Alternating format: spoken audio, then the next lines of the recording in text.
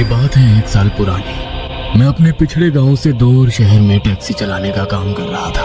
मुझे तो अपने गांव से जरा भी प्यार नहीं था, पर मेरी ख्वाहिशें और बढ़ गई थी और आगे चल के अमेरिका जाके बसने की तैयारी कर रहा था। वहां से ही चलानी थी क्योंकि बाकी कुछ आता नहीं था। अमेरिका का वीजा पाने के बड़े पापड़ बेल रहा था। एक बार पहले वीजा रिजेक्ट हुआ था, दूसरी बार के लिए ट्राई किया, पर उसमें बहुत पैसे भी लगे और मैं गारंटी नहीं थी। अगर वीजा मिला भी तो अमेरिका जाने के लिए और के लिए काफी पैसे चाहिए थे। तो पिताजी से लड़ झगड़ कर क्योंकि हमारी एक पुरखों की जमीन बेचने के लिए मना लिया था। उसी के लिए मैं सालों बाद गांव आया था। पहले अपने घर गया और फिर से वहां गया क्योंकि पिताजी फिर से जमीन बेचने के लिए नाटक करने लगे थे। मेरे पुरखों की जमीन है बेटा, इसे बेचना नहीं चाहिए। पुरखों की छोड़ो, मेरी सोचो। क्या फायदा है उस जमीन का? खेती बाड़ी तो नहीं आपसे, ना मैं वहाँ कभी खेती करूंगा। मुझे तो अमेरिका जाना है, पहले जमीन बेचनी ही पड़ेगी। पर वहाँ हमारा पुराना मकान है, के कुएं हैं। क्या पिताजी, उस खंडहर को आप घर बोलते हो? ना छोटा टूटा फूटा सा घर, उसकी मरम्मत भी नहीं कराई आपने। उस खंडहर जमीन नहीं बेचोगे? मैंने सोचा तुम पैसे कमाने लगोगे तो उस घर की मरम्मत करा के अच्छा घर बनाओगे। सठिया हो गए हो क्या? उस खंडहर पर मैं अपने मेहनत के पैसे खर्च करूं? हाँ, इतने बुरे दिन नहीं आए मेरे। बात मानो, जमीन बेच दो। वो घटिया खंडहर मुझे नहीं चाहिए। पर बेटा, वो घर पहले अच्छा था, अभी भी दीवारें छत मौजूद है। वो मगर के रहने लायक हो सकता है। वहाँ अच्छा सा मंदिर भी बना सकते हैं। तो और खेत के अलावा उस घर में कुआं भी है। दो कुओं का 4 डालना है। अरे खेत में पहले से एक बड़ा कुआं है, वो तो आपने गाँव दे दिया। हमारे कुएं का पानी बाकी के लोग फोकट में इस्तेमाल करते हैं। खंडहर कुएं में क्या खजाना छुपाया है जो उसकी परवाह करूं? और मंदिर की क्या जरूरत है? भगवान वगैरह पे तो कतई विश्वास नहीं है मेरा। मुझे कुछ नहीं सुनना, बस जल्द से जल्द मिल जाए तो जमीन बेच दूंगा और फिर इस गांव की तरफ देखूंगा भी नहीं। तो मैं गांव के देसी ठेले पे शराब पीने गया। उस जमीन को कितने लाख चाहिए, कौन इसे खरीदेगा, यही सोच रहा था कि तभी मुझे लगा कि मुझे कोई देख रहा है। मैंने आसपास देखा पर कोई था। थोड़ी देर बाद ठेला बंद हुआ और मैं घर के लिए निकला। रास्ते में अंधेरा था। मैं चल रहा था तो ऐसा लग रहा था कोई मेरे पीछे है। मैंने बार बार मुड़ के देखा पर कोई नहीं था। अब मुझे डर लगने लगा। मैंने आवाज दी, कौन है? और अंधेरा चीर के एक अजीब आवाज आई, मैं हूँ। मैं कौन? मुझे तो कोई दिख नहीं रहा है। अचानक सामने एक साधु बाबा आकर खड़े हुए। वो बहुत बूढ़े थे, कमर झुके हुए थे, जैसे उनके पीठ पर कोई बोझ हो। उनकी आंखें लाल थी, बड़ी बड़ी दाढ़ी मूछें थी, दिखने में थके हुए लग रहे थे, पर आवाज बिल्कुल अलग और अजीब डर थी। मैंने जैसे तैसे हिम्मत करके पूछा, अब कौन? उस साधु बाबा के चेहरे पे हंसी छलकी। उन्होंने कहा, जमीन की चिंता छोड़, कल शहरी डेवलपर तुम्हारा जमीन खरीदने आएगा और जमीन के लिए 20 लाख देगा।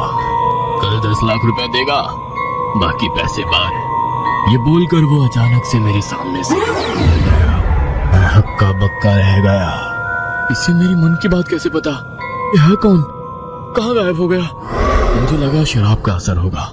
घर जाके सो गया और दूसरे दिन सच में बीवी डेवलपर्स का आदमी आया।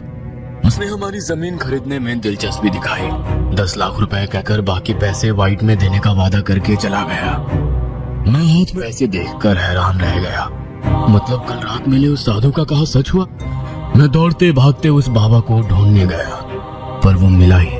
रात को पैसे मिलने की खुशी में फिर बहुत शराब पी ली। फिर से वही वहम होने लगा कि कोई मुझे देख रहा है। जब मैं ठेले था तो फिर से वही किसी के चलने की आहट सुनाई देने लगी। इसमें थोड़ा तैयारी में था। मैंने पीछे मुड़ के देखा तो वही साधु मेरे नजदीक खड़ा था। तुम फिर से? तुम्हें क्या? आज वो मेरे पूछने से पहले ही वो साधु वैसे ही अजीब सा हंसा और बोला, कल अमेरिका के वीजा के लिए कॉल आएगा। और मैं फिर से शॉक हो गया। कैसे ये सब पता? मैं घर जाकर सो गया। दूसरे दिन सच में मुझे गया कि मेरा अमेरिका का वीजा मंजूर हो गया है। अब मुझे खुशी थी पर अजीब सा डर लगने लगा। उस साधु को मेरी जिंदगी में आने वाली चीजें कैसे पता चलती है, ये बार बार सोचने लगा। फिर से उस रास्ते पे गया जहाँ वो बाबा थे। मैंने पूछा, आप क्या चीज हो? आपके पास ऐसी कौन सी सिद्धि है जिसकी वजह से दूसरों के बारे में इतना जान सकते हो? बाबा मुस्कुराए और बोले, ये एक अघोर सिद्धि है, तुम्हें इस लेना देना। तुम अब अमेरिका जाओ, तुम्हारा काम तो हो गया ना। बाबा की बात तो सही थी, पर अब मुझे अमेरिका और जमीन बेच ज्यादा ये सिद्धि प्राप्त करने में ज्यादा दिलचस्पी थी। अगर ऐसी प्राप्त हो जाए तो अमेरिका जाके टैक्सी क्यों चलाए? अमेरिका के लोगों को भविष्य बताकर बहुत पैसे कमाऊंगा, दुनिया घूम पाऊंगा, बैठे बैठे प्रॉब्लम से सॉल्व हो जाएंगे। मैंने बाबा से कहा, अब नहीं बाबा, देखा तो जाऊंगा ही, पर मुझे ये सिद्धि चाहिए। बाबा ने मेरी तरफ देख के आंखें भरते हुए कहा, तुम्हें क्यों चाहिए ये सिद्धि? इतनी आसान प्राप्त नहीं होती है। आपको तो भूत भविष्य सब दिखता है। बच गया, मेरी जिंदगी में और भी तो कठिनाइयां हैं, हर बार आपके पास थोड़ी ना आऊंगा। ये सिद्धि मिलने के बाद कठिनाइयां कम नहीं होती, बढ़ भी सकती है, सोच लो। बाबा के सवाल पर बिना से मैंने बोल दिया, कोई दिक्कत नहीं, वो मैं देख लूंगा, मुझे बस ये सिद्धि है। बाबा फिर से डराने लगे और बोले, यह बहुत ही शाली सिद्धि है, ये अगर ठीक से प्राप्त ना कर पाए तो तुम अपना सब कुछ खो दोगे। अब मैं भी देश में मन में सोचने लगा, पता है इस बाबा के पास सिद्धि, पर ये साला मुझसे शेयर नहीं करना चाहता, इसीलिए बातें बना रहा है। यार पैसे लिए बिना नहीं मानेगा। तभी बाबा जोर से बोले, पैसे मेरे लिए मिट्टी समान है मोर। हैरान रह गया, बाबा को मेरे मन की बात भी सुनाई दे रही थी। बाबा क्रोध से बोले, अमेरिका जाकर इस सिद्धि के बुलबुले पर तुम अमीर होना चाहते हो, पता है मुझे, पर ये इतना नहीं है। अपने घर चले जाओ, जमीन बेचकर निकलका के लिए, फिर मैं अब तुम्हें कभी मिलूंगा। मैं डर गया, बाबा सिर्फ भूत भविष्य ही नहीं, दूसरों के मन की बात भी सुन सकते हैं। ये सिद्धि तो जबरदस्त है, अब तो जो चाहे हो जाए, मुझे ये सिद्धि। मैंने हाथ पांव जोड़कर बाबा से माफी मांगी और सिद्धि मिले इसके लिए प्रार्थना की। बाबा शांत होकर बोले, ठीक, अमावस की रात को विधि शुरू करते हैं, पर ये सब हमने नहीं कर पाएंगे। किसी सुनसान जगह में कल रात मिलना, पीने के अलावा पानी का इस्तेमाल मत करना, ना मुंह धोने के ना नहाने के लिए, बिना किसी को बताए अमावस्या की रात किसी ऐसी जगह मिलना जहां लोगों का आना जाना ना हो, खूब हो, शमशान या फिर जंगल। जंगल का रास्ता लोगों के आने जाने से इतना खुफिया तो रहा नहीं था। शमशान में भी आए किसी गांव वाले की चिता जलाने लोग आते ही रहते थे। फिर ऐसी कौन सी जगती है जहां खुफिया तरीके से साधना कर सके और सिद्धि मिल। फिर मेरे दिमाग में आया, मैं जो जमीन बेचने वाला हूँ, खेत में साधना कर सकते हैं, वैसे भी मैं अपने खेत में जो चाहे करूं। पूछने वाला बाबा को खेत दिखाया, खेत के पास कुआं भी था। वो देखकर साधु बाबा खुश हुए। उन्होंने अमावस वाली रात को मुझे अमृत वाले कुएं के पास आने के लिए कहा, साथ में बहुत सारा चावल लेकर लिए बोला, और पानी को बिल्कुल भी छूना नहीं है, इस बात को फिर से दोहरा। अब मैं खुश होकर अमावस का इंतजार करने लगा। 4 दिन अमावस थी। सुबह उठ के बिना हाथ पांव मुंह धोए दिन भर अपने में बैठा रहा। ऐसे बर्ताव के लिए पिताजी डांटने लगे। मैं सच्चाई बता नहीं सकता था। रात को सबके सोने के बाद मैं खेत में पहुंच तो देखा बाबा कुछ मंत्र तंत्र कर रहे थे। आग जली हुई, बहुत सा सामान रखा हुआ था, जिसमें इंसान की खोपड़ी, राख थी, एक नवजात बालक की लाश थी, अजीबोगरीब पत्थर थे, फिर किसी जानवर का मांस, कुमकुम और ना जाने क्या कुछ था। उन्होंने एक आधी टूटी खोपड़ी में भर दिया। यह खून इंसान का था या जानवर का, यह मुझे समझ नहीं आया। मैं तो वो सब देख के ही डर गया था। एक पल के ये भी सोचा यहाँ से भाग जाऊं कि तभी बाबा ने पूछा, क्या तुम सच में यहाँ से भागना हो? मैं ये सवाल सुनकर चुप हो गया। बाबा ने फिर से मेरी बात सुन ली थी। बाबा ने कहा, अगर तुम ये नहीं सह सकते तो अभी बता दो, क्योंकि साधना शुरू होने के बाद बीच में रुक नहीं सकते और पीछे मुड़ भी नहीं सकते। इसका असर ज्यादा भयानक हो सकता। मैं सोचने लगा, मेरी जिंदगी अब पटरी पे आ रही थी। हमें वीजा मिल गया था, पैसों की प्रॉब्लम खत्म हो गई थी। इन सब में पढ़ने की जरूरत, क्या इस चक्कर में पढ़ना चाहिए? बाबा ने फिर से कहा, जिद तो बिल्कुल नहीं है, तुमने ही जिद की, इसीलिए मैं ये सिद्धि लेने आया था। पर अगर तुम तैयार नहीं हो तो मैं यहाँ से चला जाता, क्योंकि अगर पूरी लगन से तुमने सारे विधि नहीं किए तो ये स्थिति तुम्हारे लिए नरक का द्वार बन जाएगी, तुम्हारी जिंदगी तबाह कर देगी। इसलिए फिर से सोच लो, अगर ये नहीं सह सके तो लौट जाओ, यही हमारी आखिरी मुलाकात समझ लो।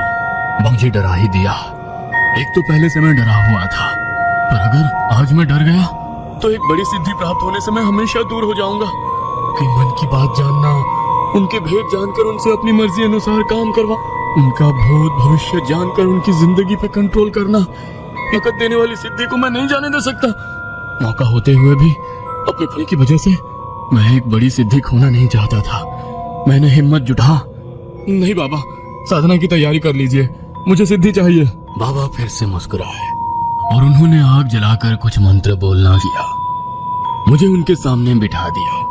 साधना के बीच मुझ पर कभी कुमकुम छिड़कते थे तो कभी काली राख, कभी उसी में राख खून भी छिड़कते थे। बाबा के विधि शुरू ही थे। धुआं होने लगा। वैसे मुझे लगने लगा हम दोनों के अलावा भी मौजूद था। उस उभरते धुएं से बड़े डरावने चेहरे दिखने लगे और बड़ी ही गंदी बदबू आने लगी थी। मुझे ऐसा लगा जैसे किसी भी पल में उल्टी कर दूंगा। फिर सारा धुआं उस बच्चे के में चला जाने लगा। आग की लपटें बढ़ने लगी। सारी बच्चे की लाश थरथराने लगी। खोपड़ी में रखा खून उबलने लगा। मैं डर से कांप रहा था, पर अब मैं पीछे नहीं हट सकता था, क्योंकि अब मुझे सिद्धि मिलने वाली थी। लेकिन विधि खत्म नहीं हुआ। बाबा ने मुझसे मंगाए हुए चावल का बड़ा ढेर उस बच्चे की लाश पर डाला। उस चावल में बाबा ने मांस का टुकड़ा मिला लिया, फिर उबलता हुआ खून डाल दिया। उस चावल से धुआं निकलने लगा। चावल के नीचे दबी हुई बच्चे की लाश शायद थरथरा रही थी। कुछ देर बाद सब शांत हो गया। चावल लाल काला दिख रहा, पक गया था। बाबा ने उस चावल का कुछ हिस्सा मुझे खाने दिया। मुझे ये बात सोचकर ही उल्टी आने लगी, पर बाबा ने कहा, खाओ इसे, अब पीछे नहीं हट सकते। मैंने काला खाया और मुझे चक्कर आने लगे। बाबा ने फिर से चावल वहीं सारे हिस्से कर दिए और कहा, आधा हिस्सा तुम हर रोज शाम खाते रहना, इसके अलावा तुम कुछ भी नहीं खाओगे। अगले 8 दिन पानी को छूना भी मत, नहाना नहीं है और धोना भी नहीं है। और ये चावल का दूसरा हिस्सा है, वह दिन थोड़ा थोड़ा इस कुएं में डालते जाओ और देखो मछलियां क्या आती हैं। जिस दिन मछलियां चावल को मुंह लगाना बंद कर देंगी, समझना तुम्हें सिद्धि प्राप्त हो चुकी है। यही हमारी मुलाकात है, फिर हम कभी नहीं मिलेंगे। ये कहकर बाबा जोर जोर से हंसने लगे। मुझे चक्कर आने लगे और मैं बे हो गया। सुबह जब जागा तो आसपास कुछ भी नहीं था, ना वो बाबा, ना उनका कोई सामान, बस दिया हुआ वो गंदवल सामने पड़ा हुआ था। अब वो कोई देख ना ले, इसलिए मैंने घर वाले घर में जाकर वो छुपा दिया और अपने घर चला गया। मेरा देखकर पिताजी डर गए। वो पूछने लगे, अरे क्या हुआ है तुम्हें बे? मैंने दूर से ही उन्हें कहा, अब आप मेरे मामले में दखल देना बंद कीजिए। जमीन बिक गई है, अब उस तरफ गलती से भी मत जाइएगा। मैं आज ही शहर के लिए गुड बाय। ये कहकर मैं वापस खेत में गया। ये जरूरी था, ना मेरे पिताजी मुझे ढूंढते हुए खेत में आ जाते तो सारा भांडा फूट जाता। खेत में आने के बाद मैंने चावल का एक छोटा हिस्सा मछलियों को खिलाने के कुएं के पास जाने के लिए निकला, पर खेत वाले कुएं पे गांव की औरतें भर रही थी। मेरे बाप के खेत वाला कुआं गांव वालों को देने की वजह से प्रॉब्लम हो गई थी। अब क्या करूं? उन औरतों ने देख लिया तो हो जाएगी। मैं वापस खंडहर वाले घर में आकर बैठ गया। तभी मुझे आया, खंडहर वाले इस घर में भी तो एक कुआं है। वो किस दिन काम आएगा। मैं खुश हो गया। मैं चावल लेकर घर के कुएं बढ़ा। कुएं में झांक कर देखा, ज्यादा पानी नहीं था, पर मैं थी। मैंने चावल फेंका, मछलियां उस पर झपट पड़ी, हो गया। फिर अगले कुछ दिन उस घटिया से घर में ही छुप के रहने लगा। दिन गुजरते गए। इतने दिनों में ना मैंने पानी पिया, ना नहाया, ना मुंह धोया। एक ही समस्या थी, मुझे हर रोज गंद बदबूदार लाश पर पकाया हुआ खून भरा चावल खाना पड़ रहा। 8-10 दिनों बाद चावल खत्म होने को आए, तब मुझे महसूस हो चावल के नीचे कोई लाश ही नहीं थी। जहाँ तक मुझे याद था, बाबा ने बच्चे की लाश पर ही चावल रखकर पकाए थे। फिर वो लाश कहाँ गई? पता नहीं, कोई चमत्कार ही होगा। खून से सना खाना खाने के दिन हो गए थे। अब मैं सर्वशक्तिमान बनने की कगार पे था। फिर 13वां दिन। उस दिन सुबह उठते ही मुझे बहुत भारी भारी महसूस होने लगा। ऐसा लगा जैसे मेरी पीठ या कंधे पर कोई बड़ा सा बोझ है। मैंने चावल का अंतिम हिस्सा उठाया और खंडहर के कुएं की तरफ गया। मैंने चावल कुएं में डाला और देखा तो हैरान हो गया। मैं चावल पर झपट नहीं पड़ी, बल्कि चावल से दूर भागने लगी। अचानक हवाएं बदलने लगी। मुझे लगा तूफान आ रहा है। मैं यहाँ वहां देखने लगा। मेरे बदन में गर्माहट महसूस होने लगी। कान नाक से खून बहने लगा। मैं डर गया। मुझे समझ नहीं आया कि मेरे साथ कुछ अलग हुआ है। मैं खंडहर वाले घर से बाहर भागने लगा तो अचानक मेरे पांव रुक गए। ऐसा लगा कि मुझे खींच रहा है। खींचते खींचते फिर से उस खंडहर में मुझे पटक दिया गया। ये किसने किया? मुझे तो कोई दिख नहीं रहा था। मैंने दोबारा कोशिश की। फिर से मुझे किसी ने घर की तरफ खींचा। मैं परेशान हो गया। अब मुझे सिद्धि प्राप्त हो चुकी है, फिर भी मैं इस घटिया क्यों पड़ा हुआ हूँ? मुझे समझ नहीं आ रहा था। मैंने खिड़की में से खेत में खड़े को देखा और उसको अपनी तरफ बुलाया। उस आदमी को मैंने कभी देखा नहीं, मैं उसे जानता था। उस आदमी के जरिए मैं पिताजी तक मेरी खबर देने की सोचा, पर जैसे ही वो नजदीक आया मेरे मुंह से अजीब बात निकली। मेरी आवाज मेरी नहीं थी। अजीब आवाज में मैंने कहा, बिरजू, यादव की बेटी के साथ तुम आज नहीं भाग पाओगे। आज तुम्हें गांव वाले मार गए। वो आदमी डर गया और डर के मारे भाग गया। हैरान हो गया, ये मेरे साथ क्या हो रहा था? मैंने उस आदमी का भूत भविष्य और बात जान ली, पर ये वैसे नहीं हो रहा था जैसे मैंने सोचा था। बाज लगाकर रास्ते से आने जाने वालों को बुलाने की कोशिश की। कुछ लोग आते थे, पर पता नहीं मुझे देखकर डर कर भाग जाते थे। 2 दिन ऐसे ही अब मेरे लिए इस खंडहर में एक एक पल बिताना मुश्किल हो गया था। आखिर एक दिन एक आदमी ने मुझे पहचान लिया और वो मेरे पिताजी को लेकर आ गया। पिताजी मेरी हालत देखकर रोने लगे। वो दरवाजे के अंदर आने की कोशिश थे, दूर जाकर गिर पड़े। जैसे कोई शक्ति उन्हें घर के अंदर नहीं रही थी। वो वहीं बैठे रोने लगे और बोलने लगे, अरे बेटा, ये क्या हो गया तुम्हें? तुम तो शहर जाने थे, अमेरिका जाने वाले थे। पिताजी को ऐसा रोता देख मुझे आ गया। मैं बहुत शर्मिंदा था। मैं पिताजी से कहना चाहता था कि मुझे माफ कीजिए, मैंने बहुत बड़ी गलती कर दी। पर मुंह खोल मेरे मुंह से अजीब आवाज निकली और कहने लगी, राम, अगले कुछ घंटों में तुम्हारी मौत होने वाली है, पर तुम्हें अग्नि देने वाला बेटा नहीं आ पाएगा। यह बात सुनकर पिताजी कांप उठे। मैं खुद भी यकीन नहीं कर पा रहा था कि मैं क्या सुन रहा हूँ। पिताजी दौड़ते गए और थोड़ी देर बाद गांव के कुछ लोग और एक मां लेकर आए। उस मांत्रिक ने जैसे ही दरवाजे के अंदर पांव रखने की कोशिश की, वो किसी अजनबी शक्ति द्वारा पीछे फेंक दिया गया। सब ये देख रहे। मांत्रिक समझ गया कुछ बड़ी अघोरी शक्ति यहाँ आ चुकी है। वो आंखें बंद करके बैठा। उसे शायद सब कुछ समझ आ गया था। उसने आंखें खोली और जो कहा वो सुनकर सब दंग रहे। बाबू, तुम्हारे साथ भयंकर वाला हो गया है बाबू। तुम एक पिशाच के अधीन हो चुके हो। क्या? मैं तो सिद्धि प्राप्त कर रहा था। मैं जैसे बोला, हाँ, सिद्धि प्राप्त हो गई है तुम्हें, पर पिशाच सिद्धि है। तुम इस सिद्धि के काबिल ना होते हुए भी तुम सिद्धि प्राप्त कर ली। अब उस बच्चे का पिशाच तुम पर हावी हो गया है। अब वही तुमसे सब करवा रहा है। ये सुन मैं डरा। बच्चे का पिशाच? कौन सा बच्चा? कैसा बच्चा? ये वो रात याद आई जब बाबा उस नवजात छोटे बच्चे की लाश विधि में स्तर रहे थे। उसी पर चावल डाला था और जब चावल खाकर मैंने किया था तो नीचे किसी बच्चे की लाश नहीं थी। वो कोई चमत्कार नहीं, मतलब वो बच्चा नहीं, ये नहीं हो सकता। उस बाबा के कंधे पर भी बच्चे का पिशाच बैठा था, पर बाबा भूल चुका था। उसकी मौत नजदीक आई थी, इसलिए पिशाच को एक नए शरीर की जरूरत थी। उसने तुम्हें फंसाया है। तुम्हारी लालच, हवस उसने भांप ली थी। वो बाबा खुद से तुम्हें सिद्धि नहीं दे सकता था, क्योंकि तुम सिद्ध पुरुष नहीं हो। तुम एक साधारण आदमी हो। कोई सिर्फ ऐसे गंदे पिशाच अपने पास नहीं भटकने देते। पिशाच वाली सिद्धि के कुछ नियम होते हैं। अगर सिद्धि प्राप्त करने वाला आदमी सिद्ध ना हो तो वो सिद्धि प्राप्त करने के बाद पिशाच पर काबू नहीं सकता। अगर वो आदमी किसी भगवान को नहीं मानता आज उस पर हमेशा के लिए हावी हो जाता है। दूसरे इंसान को देने से पहले सिद्धि से दूर रहने के लिए कहना पड़ता है, और उसके बावजूद कोई साधारण आदमी मना करने के बाद भी 3 बार सिद्धांत करे तो सिद्धि दी जाती है। साधु बाबा ने 3 बार वार्निंग दी, पर तुमने फिर भी सिद्धि मांग ली। सिद्धि से आने वाली दिक्कतों के बारे में बताने के बावजूद तुमने ही भर दी और तुम फंस गए। मैं ये सुनकर न हो गया। गांव वाले भी एक दूसरे की तरफ देखने लगे। मांत्रिक अचानक बोला, पर सबसे बड़ी गलती जो तुमसे हुई है वो खुद तुमने की है, ना कि उस साधु ने। गलती? कौन सी गलती? मैं सोचने लगा।